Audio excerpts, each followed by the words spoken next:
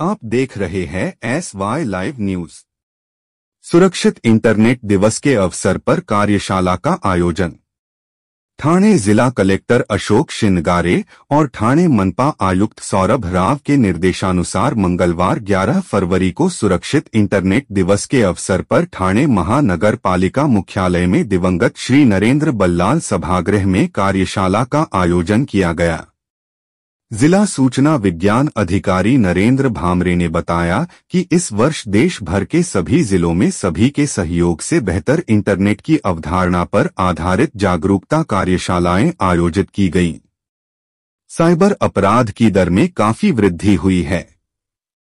इसे रोकने के लिए जन जागरूकता सबसे बड़ा हथियार है। नागरिक साइबर अपराध का शिकार न हो और उन्हें कोई नुकसान न पहुंचे, ऐसा भामरे ने स्पष्ट किया।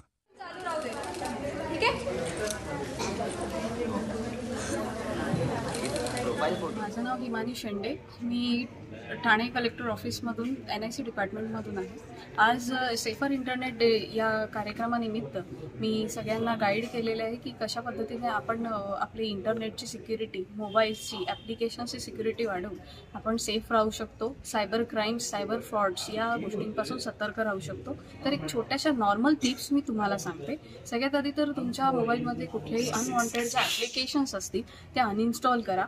दुसरी गोष्ट, सेकंड, टू व्हेरिफिकेशन ऑथेंटिकेशन हा फॅक्टर जो आहे, टू स्टेप व्हेरिफिकेशन ऑथेंटिकेशन हा फॅक्टर नेहमी ऑन राहू द्या। मग तो व्हॉट्सॲपमध्ये असेल किंवा जीमेलमध्ये असेल किंवा कुठल्याही दुसऱ्या सायनिंग प्रोसिजरसाठी असेल तर नेहमी ऑन एनेबल राहू द्या, जेणेकरून तुम्ही आपलं सेफ्टी अँड सिक्युरिटी बाळगू शकता। आजकालच्या वाढत्या इंटरनेट जगामध्ये सगळ्यात जास्त आव्हाने लहान मुलांना किंवा या यंग जनरेशन्समुळे सायबर क्राईम्स आणि अटॅक्सचं प्रमाण वाढलेलं आहे, जे आपण डे टू डे न्यूजमध्ये बघतो।